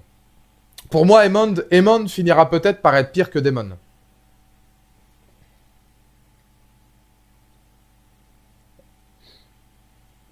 Maintenant, là, le fait que, visiblement, vivement Tales of the Jedi... Tales of the Jedi, ça arrive déjà dès le 26, là? C'est dans 2 jours que ça sort, Tales of the Jedi? Faudra que je me tienne informé parce que j'essaierai d'en faire une petite vidéo quand même. Quand tout sera sorti, évidemment, mais ça va prendre quoi, 6 semaines? Il y a 6 épisodes, je crois, ce sera peut-être 1 ou 2 par semaine, je sais pas combien ils vont en sortir. Ah, je pensais pas que c'était si tôt que ça. Et vivement leur confrontation, Aemon et Daemon. Bah, en fait, moi je pense malheureusement que le seul, on le voit dans la série, Daemon est méga respecté par eux. Daemon, il est hyper respecté par Aegon et Aemond. Le seul qui pourrait peut-être canaliser... alors, Aegon, il est con, hein, donc Aegon, je pense qu'il n'y aura pas grand-chose à faire. Aegon, il est teubé. Mais le seul qui pourra peut-être canaliser Aemond et essayer de faire en sorte de... allez, peut-être pourquoi pas le faire pas pencher du côté du bien, mais du côté du pas trop mal, ce serait Daemon.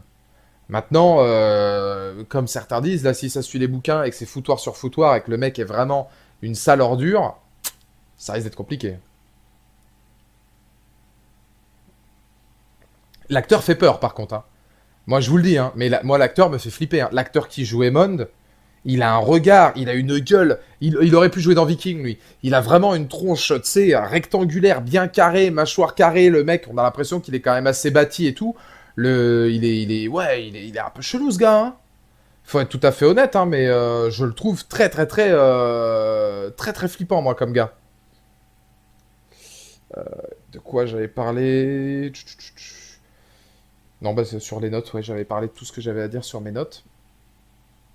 Tu as compris l'arbre généalogique de la famille Daenerys Targaryen? C'est qui pour Rhaenyra? Alors, pour le coup, ça, je me suis renseigné, mais l'arbre généalogique de Daenerys, il va pas aussi haut que celui de Rhaenyra. Donc ça, faudrait que je vois par rapport à l'ensemble. Mais quand je regarde un petit peu, je vois l'arbre généalogique de Daenerys, l'arbre généalogique de Rhaenyra, donc les deux ensemble, bah, je vois ce que ça donne. Enfin, je comprends les deux en séparé. Par contre, les deux ensemble, je sais pas si bah, t'as juste à faire l'assemblage des deux, ou si, en fait, derrière, il manque peut-être quelques personnages, tu vois, au centre, pour vraiment faire l'ensemble. Mais ça, j'essaierai de me renseigner un petit peu plus tard. Mais enfin, c'est vrai que c'est intéressant, mais d'un autre côté, c'est un globi-boulga énorme. Hein. Et merci encore, Elias, pour le don, ça fait plaisir. Aemon, ça va être le Ramsay Bolton de House of the Dragon. Ça pourrait. Ça pourrait. Ça, c'est sa descendante directe. Ça, si c'était sa descendante, enfin ça a l'air, hein, si vous me le dites, je vous crois sur parole, mais le fait du coup que Rhaenyra soit possiblement la descendante directe de Daenerys, je trouve que ça marche d'autant mieux dans la série parce que je vois beaucoup Daenerys moi en Rhaenyra, par moment. Vraiment, hein. Il y a une attitude, il y a une volonté, pareil, un travail d'émancipation, enfin il y a beaucoup de choses je trouve qui sont intéressantes. La descendance, spoil qui gagne, donc faut surtout pas se renseigner. Ah merde. Bon bah je regarderai quand du coup la série sera finie dans 15 ans. Parce que oui, bah faut le dire, faut attendre 2 ans maintenant. Super. Faut attendre 2 ans avant d'avoir la suite. Ça va être, je crois, tournage, il me semble, en début 2023. Bah ouais, tournage, prod, etc. Faudra attendre à peu près 2 ans. Donc ça va être très très très long de voir un petit peu comment ça va se passer par la suite. Parce que nous laisser avec un cliffhanger comme ça, c'est quand même dur. Hein. Là, on a vraiment on a un final très costaud et ouais, particulièrement ambitieux. C'est son arrière, arrière, arrière, arrière, arrière, arrière, arrière, arrière, arrière grand-mère de Daenerys. C'est possible ça? En 172 ans, t'as tant d'arrière-grand-mère que ça. En même temps, ils font des gamins à 15 ans, donc ouais, tu m'étonnes, ça va vite, hein. Quand nous, on fait des gamins à 30-35 ans, maintenant, eux, ils en font à 14. Alors tu m'étonnes que t'es vite grand-parent, t'es vite arrière-arrière-grand-parent. T'es arrière-arrière-grand-parent à 50 ans, hein, dans Game of Thrones. Et pour moi, ça, c'est... Ah, bah attends, je peux le mettre, ça. Et pour moi, ça, c'est impardonnable. Elle est où, déjà, celle-là? C'est le Quebar, bien sûr. Pour moi, ça, c'est impardonnable. Voilà, le fait d'attendre aussi longtemps... L'émotion est palpable sur le plateau. Voilà, il faut le dire. Non, je te le dis. Aegon 2 plus intéressant que Joffrey. Bah, Aegon, il a beaucoup de similitudes avec Joffrey. Hein. Dans l'idée, c'est un petit con. C'est vraiment un petit con. Mais c'est un petit con plus... Enfin, j'allais dire plus faible. D'un autre côté, Joffrey était pas forcément très fort non plus. Hein. C'est pas encore la même saloperie. T'as pas peur qu'il y ait trop de spin-off? Bah honnêtement, si tous les spin-offs sont de cet acabit-là, et de cette qualité-là, avec un tel talent d'écriture et aussi bien manœuvré, en vrai non. Hein. C'est le deuxième qui sera important. Quand on verra possiblement le deuxième spin-off, on verra s'il y a un côté Walking Dead ou Star Wars, c'est-à-dire on en travaille un à fond, puis on en met un ou deux autres comme ça avec des fan favorites, juste histoire qu'ils soient contents, mais celui-là sera moins bossé, mais c'est pas grave parce que il y a Jon Snow, il y a ceci, il y a cela. Bon, vous savez quoi, les gens seront contents. Il y a Arya, les gens seront contents de les voir, donc c'est pas gênant. Et en fait, il faut tout simplement que la qualité soit au rendez-vous. Ouais, regarde Better Call Saul, hein. Better Call Saul, El Camino, Breaking Bad, voilà, c'est d'un univers où il y a eu quand même un spin-off filmique, un spin-off série télévisée, et ça a été de haut vol. Egon Viol veut pas des responsabilités, il est sadique d'une autre manière, mais pire. Ouais, voilà, c'est ça, ouais. J'irai pas jusqu'à dire qu'Egon est plus faible, mais c'est des ordures dans deux sciences bien différentes. C'est-à-dire qu'Egon, lui, il va aller dans des choses vachement plus obscures et plus sales. Parce que ça l'amuse.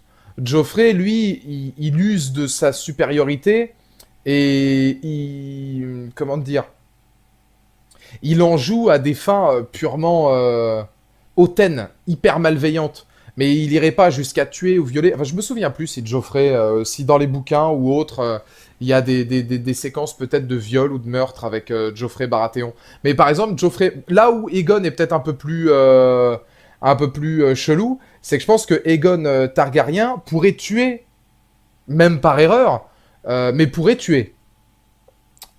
Geoffrey, je suis même pas sûr parce que Geoffrey, à mes yeux, il est trop faible pour ça.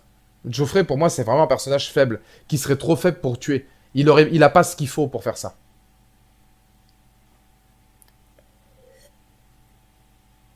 Ah oui, Geoffrey, il est... Ouais, après, c'est pas lui qui fait, tu vois. La différence, c'est que Geoffrey, il fait rien. Geoffrey, il est juste là pour donner des ordres, en fait. C'est le petit patriarcat.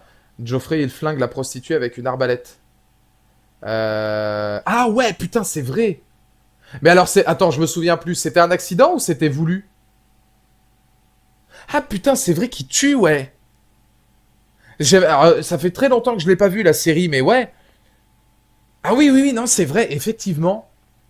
On se rappelle quand même la catin qu'il a tué avec l'arbalète. Juste par sadisme. Littlefinger, le vin. Geoffrey, il est puceau. Ouais, d'accord. Meurtre, oui, la femme à l'arbalète. Et c'était voulu. Ah oui, putain, exact. C'est bon, j'ai la scène qui me revient. Ouais, ouais, ouais, c'est vrai. C'est vrai, c'est vrai. Ah oui, non, bah tu vois, finalement, ouais, il y a des connotations. Mais alors, c'est marrant parce que tu vois, même malgré ça, moi, je me dis que Geoffrey, c'est quelqu'un de... enfin, il est tellement, genre, tu sais, ce côté faible et dans ce côté ultra imbu de sa stature, toujours à se cacher derrière sa mère, toujours à se cacher derrière les autres, que il paraît excessivement faible. Alors qu'en fait, Egon, lui, il fait ses saloperies seul. Et il est en mode, tu sais quoi, moi je veux pas de tout ça, je veux pas de responsabilité, moi je veux juste aller voir des putes et puis voilà, faire des combats de je sais pas trop quoi ou des trucs, enfin des trucs vraiment bien bien hardcore, ce qui fait qu'ils ont pas du tout la même personnalité.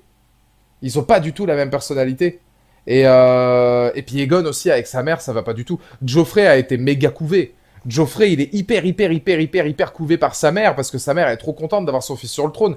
Alicent, avec Egon, elle est pas très contente. Hein. Alicent, je crois, à un moment donné, lui dit, ou je sais plus c'est lequel qui lui dit. Si c'est Alicent qui dit, est-ce que t'es vraiment mon fils, ou alors si c'est lui qui lui dit, est-ce que t'es vraiment ma mère. Mais il y a une phrase comme ça où tu vois qu'ils s'entendent pas du tout et c'est très compliqué pour eux. Euh, mais oui, effectivement, ouais. Effectivement. Ben, c'est pour ça que c'est intéressant, parce que, voilà, merci à vous de me l'avoir rappelé. Parce que là, comme ça m'était totalement sorti de la tête, moi j'étais parti vraiment sur une, une autre idéologie, tu vois, du personnage, et c'est bien que vous ayez pu me le refaire deviner. Alicent l'aime car c'est son enfant, mais elle ne l'apprécie pas en tant qu'humain. Oui, c'est exactement ça, ouais. Elle sait que c'est pas quelqu'un de bien, mais elle sait que c'est pas quelqu'un de bien, mais elle l'aime parce que bah voilà, ça reste son petit. Alors que Cersei sait que son fils. Je pense que Cersei, au fond, elle le sait que son fils c'est un petit con, mais elle l'aime quand même. Et elle l'aime aussi en tant qu'être humain parce que c'est tellement son sens, elle s'est tellement attachée à ça, au trône, à l'héritage, etc. Que voilà, pour Cersei, il y a aucun problème là-dessus. Alors que tu vois vraiment la différence. Tu vois la différence avec des comment dire, des comment il s'appelle, Tywin. Alors Tyrion, j'en parle même pas, mais même quelqu'un comme Tywin, qui est plus du côté des antagonistes, même si pour moi, finalement, bah, c'est juste un mec qui a du vécu, et pour moi, c'est de l'ordre du génie. Enfin, vous le savez, hein, mais moi, Tywin Lannister, je trouve que c'est un personnage extraordinaire. Euh, Rappelons que pour Tywin, Joffrey, c'est un guignol. C'est un guignol. Mais en fait, à part pour Cersei, Joffrey, c'est un guignol pour tout le monde. Il n'y a pas une personne qui respecte Joffrey à part Cersei. Je pense que même Jaime, il sait que son fils est teubé. Tywin, il porte les Lannister avec Jaime. Ah bah Tywin, lui, Jaime Lannister, oui, il a une réputation. Mais le nom des Lannister résonne énormément positivement parce que Tywin aussi. Hein. C'est fou comment Joffrey, ce rôle, a détruit l'acteur. Ouais, ça c'est dommage. Ça c'est dommage. Mais c'est la différence. C'était comme dans Walking Dead quand l'acteur qui joue Eugène reprenait des menaces de mort parce que le personnage faisait des saloperies à Rick dans la série. Je pense que c'est beaucoup les gens, toutes ces choses-là, etc., tout ce qui a pu se dire, qui peuvent détruire une carrière et détruire un acteur qui a même plus du tout envie de jouer parce que ça l'a traumatisé de jouer Geoffrey Baratheon.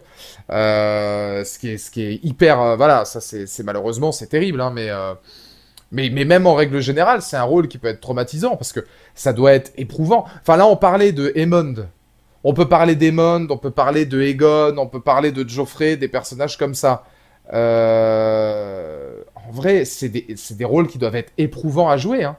Même d'un point de vue purement humain, t'imagines, te demander de jouer des choses comme ça, d'être hyper violent, d'être Ramsay Bolton.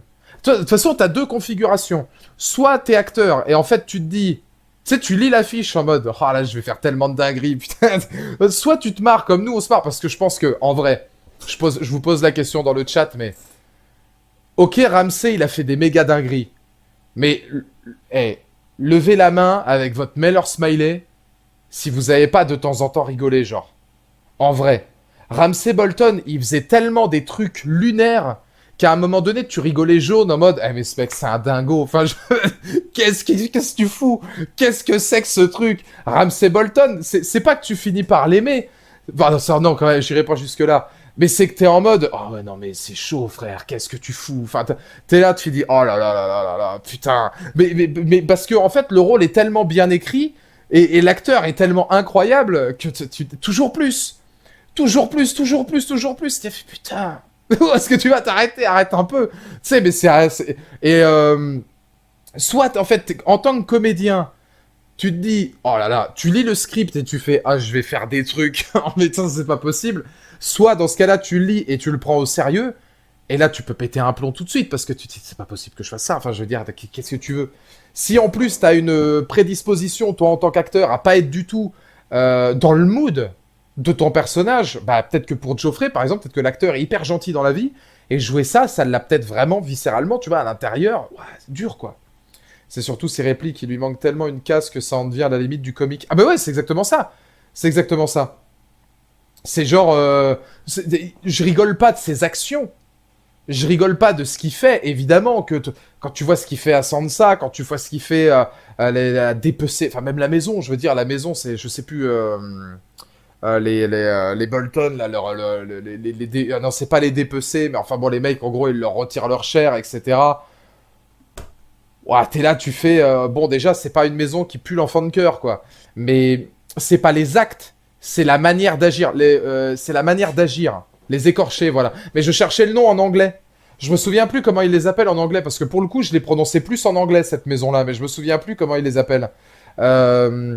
Et tu vois tu vois le truc et tu te dis comment dire, bah je sais plus. Je sais plus ce que je voulais dire. Mais oui, si, voilà, si, c'est ça. C'est pas les actions qui sont drôles, c'est pas ce qu'il fait, le constat de ce qu'il fait qui est drôle, parce que c'est vraiment des choses ignobles. C'est la manière dont lui le joue. Il y prend tellement un mal à plaisir, le salopio, pour pas citer Kemar, le petit enfant de salaud, que derrière, tu te dis... Ah ouais, il est pédophile, Aegon. Ah mais oui, non mais Aegon, il fait des tas de dingueries aussi. Aegon, il fait des tas de saloperies, il fait énormément de dingueries. Je crois que c'est lui aussi qui est responsable de combats d'enfants ou des trucs comme ça, ou je sais pas trop quoi. Ou... Enfin, il me semble qu'il est mêlé à ces trucs-là. Aegon, il est très très très très très particulier. Sauf que lui me paraît moins faible que Joffrey parce que lui, il est moins couvé. C'est tout. C'est juste la différence entre les deux, parce que globalement, Aegon et Joffrey, en plus, ils arrivent sur le trône, etc. Tu sens un petit peu qu'il y a une même vibe, sauf que Joffrey, lui, le trône, il en profite. Aegon, à la base, il veut même pas y aller, et tu sens qu'ils ont vraiment des degrés de folie radicalement différents. T'as juste un fils à maman hyper prétentieux, hyper hautain, mais qui de temps en temps tue une ou deux personnes parce que, bah, lol, parce que c'est Joffrey. Et puis t'as l'autre qui est un, ouais, qui est un vrai fou. D'un autre côté, ils niquent tous ensemble. Je veux dire, vous pouvez pas, enfin, je veux dire, ils kennent entre frères, entre sœurs, entre nièces, entre oncles, à un moment donné, forcément, hein, s'il y en a un qui est bercé trop près du mur, faut pas trop... Ouais, bah oui, statistiquement, ça va arriver sur un ou deux, hein, c'est sûr que si vous vous mariez tous ensemble tout le temps, parce que là, le pire, c'est que c'est pas forcément des mariages entre un et un, c'est que ça se trouve, c'est même eux des enfants de mariés entre un et un, etc. Si tu fais ça depuis 8 générations, faut pas t'étonner que les Aegon et les trucs, les Aemond et les machins, bah ouais, oui, ça me semble logique, hein. Ça me semble logique. Et c'est frustrant parce que c'est quand même une série où tu te dis, ah, l'univers des Targaryens, moi j'adorais Daenerys, tu vois, mais regarde, regarde par exemple, on nous le montrait déjà, mais Viserys dans la saison 1 de Game of Thrones. Belle saloperie lui aussi, hein. Ah, lui, il a tout pris de chez Aegon et les autres, hein. Je sais pas si c'est vraiment le même arbre généalogique, mais le frère de Daenerys, c'est l'exact lignée de tous les Targaryens, vraiment, de toutes les saloperies qu'ont pu faire les Targaryens. Parce que les Targaryens, c'est la même branche, mais tu vois que t'as le côté Rhaenyra, Viserys, etc., beaucoup plus calme et posé. Et puis t'as les autres. Ah ouais, t'as les autres aussi, là, qui sont, eux, c'est pas des enfants de cœur, quoi. Et c'est ça qui est intéressant, en fait, avec cette famille-là. Tu regardes les Stark, par exemple, et globalement, les Stark, ils sont tout beaux, tout gentils, pour la plupart. Bon, ok. C'est la maison des gentils. Moi, j'ai toujours vu ça comme ça. Je vous dis, les Stark, c'est la maison des gentils. Hein. C'est la maison des gentils. Ils sont tous sympas, ils sont, voilà, à peu près. Évidemment, il y en a des un peu moins bien, mais... Oh, les Lannister, un peu pédants, etc. Ils aiment bien la thune, ils aiment bien le pouvoir, les trucs. Bon, il y en a... Ils sont professionnels sur certains, hein, Jaime, Tywin, mais globalement, derrière, après, c'est très calculateur, etc. T'as aussi cette notion-là. Et puis, bah, t'as les Targaryens, ou pour moi, les Targaryens, c'est peut-être la maison la plus intéressante. Parce que, en vrai, et l'épisode 10 le montre, et tout on le montre en règle générale, et bah putain, les Targaryens, il y a de tout là-dedans, il y a à boire et à manger, hein. Et c'est d'autant plus triste quand tu vois tout le paradoxe de Viserys, parce que Viserys, c'est vraiment quelqu'un de bien, le Viserys roi qu'on a eu dans House of the Dragon. Et quand tu vois derrière ce que c'est devenu, il se retournerait dans sa tombe, lui. Hein. Il a bien fait de mourir à ce moment-là. Hein. Daemon est presque devenu un enfant de cœur par rapport à Aegon et Joffrey. Pour moi, Aegon et Joffrey... alors, je vais dire Aegon et Aemond. Pour moi, Aegon et Aemond, la seule personne qui respecteront, c'est Daemon. Jusqu'au jour où peut-être Daemon fera un face turn. En gros, c'est-à-dire ça deviendra peut-être quelqu'un de plus humain et de plus ancré vers la lumière, là où peut-être que Aegon et Aemond se retourneront contre lui en lui disant « Mais qu'est-ce qui se passe? Où est passé notre oncle? T'as perdu tes couilles, c'est pas possible. » Pas Mestremon de la garde de nuit, c'était un bon Targaryen. Oui, non, mais il y en a, je veux dire, voilà, c'est très disparate. C'est très disparate. Il y en a beaucoup qui sont... c'est une famille, je pense, qui sont... Il y a de tout. Là où Game of Thrones, tu sentais que selon les maisons, par moment, les Bolton, putain... Et encore, parce que parmi les Bolton, le père de Ramsay Bolton avait l'air quand même un peu... Enfin, quoique... Faudrait pas que j'oublie une ou deux scènes, comme j'ai dit tout à l'heure. Mais le père de Ramsay Bolton, dites-moi dans le chat si c'était bien ça, mais il avait l'air un peu plus éduqué que son fils. Un peu plus sain d'esprit. Le père Bolton. Maintenant, c'est pas dur d'être plus sain d'esprit que son fils. Vu tout ce qu'a fait son fils, bah ça se trouve, en fait, son père, c'était peut-être un sale con, mais ça le fait passer pour un mec hyper gentil, hein, en comparaison de son gamin. Mais bon, dans mes souvenirs, il me semble que le père Bolton n'était pas non plus... voilà, c'était un traître, il y avait eu toutes les histoires autour des Stark, mais il était moins dans l'excès que son gamin, quoi. Il a violé la mère de Ramsay. Ça, je m'en rappelle plus, ça. C'est pour ça que je pose la question, d'ailleurs. Bon, bah, oui, donc cette famille. Bon, donc ça peut être de famille. Mais même les... comment ils s'appellent t'as les Bolton qui sont, bon, donc tous un petit peu... voilà, tous un petit peu délicats. Et puis, t'as... bah, c'est Baratheon. Le Stannis Baratheon, qui était un peu comme... Pas tout à fait comme son frère, parce que son frère était sur le trône, mais tu sentais qu'il s'en foutait un peu, le premier roi Baratheon. Stannis était très calculateur aussi, tu sentais que c'était une famille assez portée sur le calcul, etc. Même si d'un autre côté, c'était contrebalancé par Sir Davos, qui était beaucoup plus humain. Il le dit lui-même qu'il l'a... Ouais, mais je me rappelais plus, mais c'est pour ça que j'ai posé la question. C'est pour ça que je posais la question, c'était parce que justement, il me semblait bien que la famille Bolton était quand même pas mal portée sur le... Par contre, derrière... euh, comment dire, derrière, bon, ça semblait tout de suite moins grave que ce qu'a fait Ramsay, dans le sens où Ramsay, c'est dur. Hein.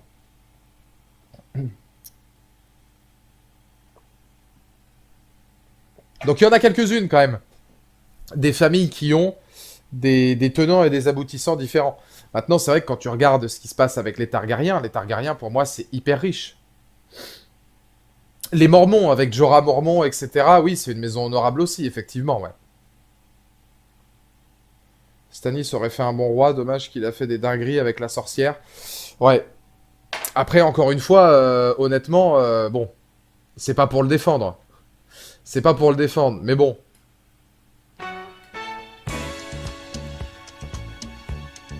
Qui ne l'aurait pas fait, hein. Je veux dire, jetez-moi la première pierre. Hein. Avec son... gardons dans l'esprit que je parle de la sorcière avec son... Hein, passant. Voilà, je préfère te le dire. Sans la tiraille et sans la bijouterie, un peu moins, hein, forcément. C'est moins ma cam, plus du reste. Mais bon, Stannis, qu'est-ce que tu veux que je te dise? Même quand elle est vieille. Non, non, c'est pour ça que j'ai rajouté tout de suite le même. Voilà, n'oubliez pas la quincaillerie, s'il vous plaît. Mais derrière, on est quand même sur du Golden Prestige. Hein. Une meuf de 70 ans, non merci. Mais du coup, est-ce que vous pensez que... alors, je vois pas dans quelles circonstances, mais est-ce que ce serait possible que la sorcière Mélisandre apparaisse dans la série House of the Dragon? Parce que par rapport à l'âge, etc., je vois pas à peu près le lore, mais est-ce qu'elle serait, entre guillemets, apte à apparaître? Ah oui, mais ça suit les bouquins, ouais, je suis con, ouais, c'est vrai. Enfin, si ça suit les bouquins et qu'elle est pas dans les bouquins, dans tous les cas, ça servirait à rien. Oui, l'actrice en a fait la demande, purement inutile. Alors, il y a des gens qui disent qu'elle a 100 ans, d'autres 400 ans. Bon, dans tous les cas, elle a quand même une paire d'années, mais oui. Oui, c'est parce que, enfin, je vois pas en quoi ça pourrait effectivement être utile à l'histoire pour le coup. Mais ça, techniquement, donc du coup, ça pourrait être logique. Elle est née déjà à cette période. Ouais, ouais, ouais, bah oui, probablement, ouais, parce que ça se passe, je vous dis, 172 ans avant Daenerys, mais il y a pas mal d'années qui s'écoulent quand même au moment du final. Je sais pas d'ailleurs dans l'épisode 10 en quelle année ils sont. Combien d'années se sont écoulées entre l'épisode 1 et l'épisode 10? À vue de nez, Rhaenyra, elle a quel âge? Quand on la voit au début, Rhaenyra, elle est jeune.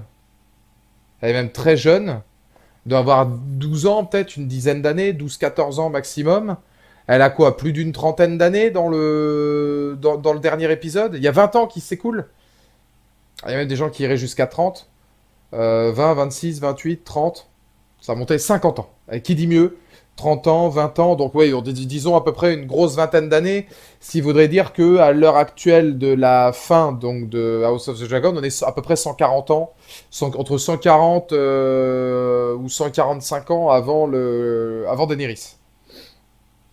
Il y a quand même une petite ellipse temporelle, mais plutôt pertinente.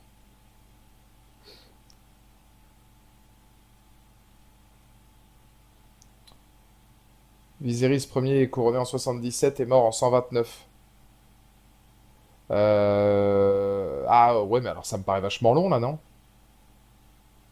Après, Viserys, il faut savoir que ce que j'ai lu, je sais pas si, là ce sera pas un spoil, mais je sais pas si les gens dans le chat pourront me dire, mais apparemment, ce serait une cause de lèpre. Paddy Constantine a dit que le personnage était plus ou moins atteint de ce que serait un équivalent de lèpre, et que le personnage n'était pas si vieux que ça. Selon Paddy Constantine, dans des récentes interviews, il a dit Viserys n'est pas vieux, il est encore bien au moment où on le voit, et finalement, il y a quelques années qui s'écoulent, mais il n'est pas vieux, il est beaucoup moins vieux que ce qu'on voit, et voilà, il a une quarantaine, cinquantaine, enfin de ce que tu entends, il a une quarantaine, cinquantaine d'années, pas plus que ça, quoi. Il n'est pas sur du 60, 70 ans. Ouais, voilà, Béranger dit 52 ans. Donc, il est pas vieux, hein, c'est vraiment le grimage et la maladie qui fait ça. Mais du coup, on pourrait penser qu'il y a une ellipse où ils ont tous pris 40 ans dans la tronche, sauf que voilà. Hein. Considine, pas Oui, je sais pas pourquoi je l'appelle Constantine. C'est en hommage à Keanu Reeves. Oui, oui, oui, bien sûr, ouais, Considine. C'est la fatigue. Pas dit Constantine. J'aime bien le mec, il a tout confondu d'un coup. Il y a Shia LaBeouf qui va arriver à un moment donné. C'est avec ses ailes de Constantine de la scène post-générique. Ça, frérot. Ouais, je suis dans House of the Dragon. Ouais, ouais, bah oui, je t'avais pas prévenu. Merci Elias pour le don. Je pense clairement qu'on peut voir Jaime Lannister à la fin de la série qui tue le roi fou, car il me semble que ça se passe juste avant Goth. Ah ouais, il faudrait beaucoup d'ellipses pour le coup. Et ça, alors, c'est dommage parce que c'est un peu des questions qu'on pourrait se poser. On va répondre à cette question-là. Merci pour ton don, Elias, parce que ça peut être intéressant. Et après, on gardera vraiment les questions un petit peu de théorie pour la semaine prochaine et demie, hein, puisque ce sera dimanche, pas celui-là, mais celui d'après, donc pratiquement 15 jours. Est-ce que vous pensez possible que la série, dans les saisons à venir, admettons qu'il y ait 2, 3, 4 saisons, est-ce que vous imaginez possible que la série aille jusqu'au meurtre du roi fou par Jaime dans les voilà hein, dans les saisons peut-être potentiellement 3, 4 ou 5. Parce qu'il y a quand même, là dans la saison 1, on a quand même passé plus d'une vingtaine d'années. Admettons que dans le reste des saisons, on passe 20, 30 ans, etc., ceci, cela. Forcément, derrière, on peut arriver jusqu'à cet endroit-là. Et vous êtes une majorité à dire non. Bah, très sincèrement, moi, ça me plairait bien. Pas pour le plaisir de revoir Jaime Lannister, même si vous savez que Jaime Lannister, je l'adore, juste parce que pour moi, la boucle s'est bouclée sur l'ensemble de la dynastie Targaryenne. Je trouverais ça intéressant. Maintenant, s'il y a une thématique inspirée des bouquins, et si les bouquins font une dynastie autour des Targaryens et que le but n'est pas forcément d'aller aussi loin que ça, peut-être pourquoi pas dans un autre spin-off ou quelque chose comme ça, mais uniquement de parler vraiment d'un acte précis de la dynastie Targaryen, dans ce cas-là, vaut mieux laisser comme ça. Moi, vous savez ce que je pense de l'adaptation, hein. Il n'y a pas de meilleure adaptation que celle qui s'est limitée son adaptation. Et je trouve cette phrase trop belle. Donc je mets un gros plan, parce que je me suis senti intelligent. Abonnez-vous, mettez la cloche, faites des dons. Mais ouais, non, je trouve que voilà, il y a ce, comment dire, il y a cette notion d'adaptation où si t'es dans une thématique bien précise et si quelque part tu vas chercher un acte à part entière, derrière, c'est pas obligé. Même si, moi, d'un point de vue non lecteur et d'un point de vue purement fan service, moi, je vous avoue que moi, l'époque du roi fou avec le régicide, etc., et Jaime Lannister, ça m'intéresse, pour le coup. Vraiment, hein. Mais ouais, il y a tellement de trucs que, ouais, effectivement, je pense qu'il faudrait une dizaine de saisons, voire plus. Mais par contre, moi, c'est quelque chose qui m'intéresserait. Alors là, je peux poser une autre question. Est-ce que ça vous intéresserait, vous, potentiellement, d'aller chercher... est-ce que ça vous intéresserait, vous, d'aller peut-être, pourquoi pas, vers, un jour, au cœur d'un spin-off ou autre, la dynastie du roi fou avec, pourquoi pas, une réapparition de Jaime Lannister. Si admettons que, d'ici 3-4 ans, on vous annonce un nouveau spin-off sur cette chose-là. Est-ce qu'à un moment donné, ça vous plairait? Val, tu pues le mec toxique. Comment ça va, Ben Lancia? Genre de message qui fait plaisir. Je le fais uniquement le week-end et les jours fériés, je te le dis. Par contre, te bloquer, je vais le faire maintenant.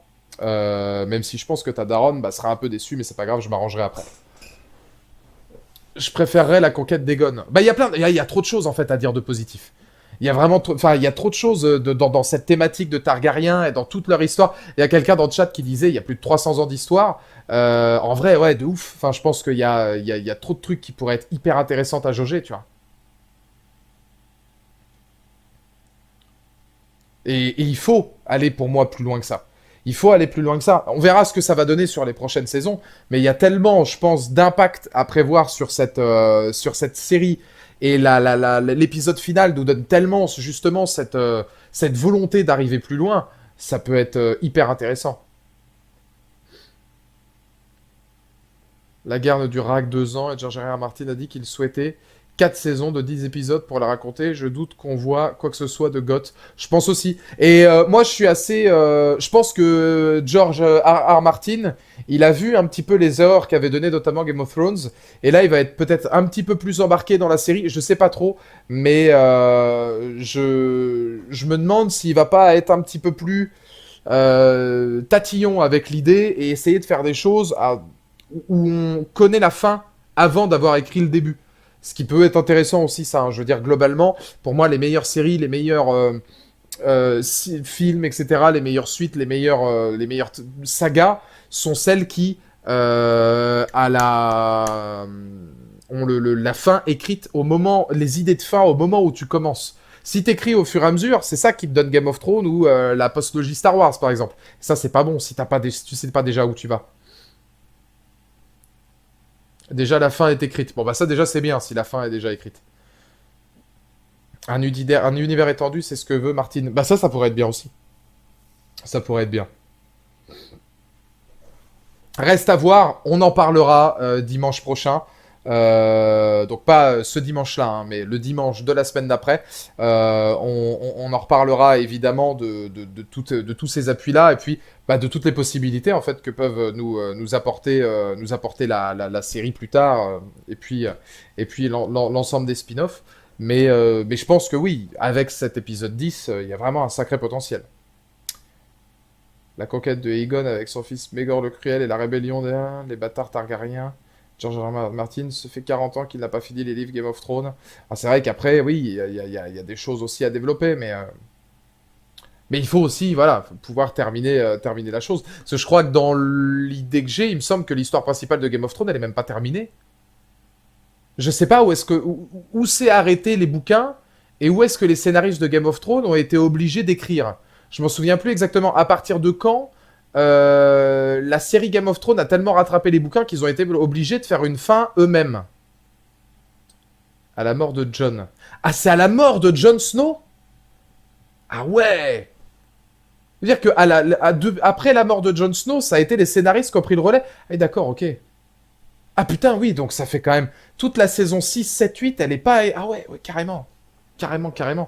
Ça me disait un truc, ça il me semblait bien, ouais, que c'était relativement tôt, hein, la fin du truc, mais je pensais pas à ce point-là. Ah, c'est chaud, hein. C'est chaud. Saison 6, 7, 8 n'existe pas en livre. Ça pourrait être intéressant de voir la suite de ce que va le faire, de ce qu'il va faire. En espérant qu'il ait le temps de le faire, parce que je sais pas dans quelle mesure il compte terminer son œuvre, mais enfin, je suppose qu'il en a encore, sous le coude, quoi.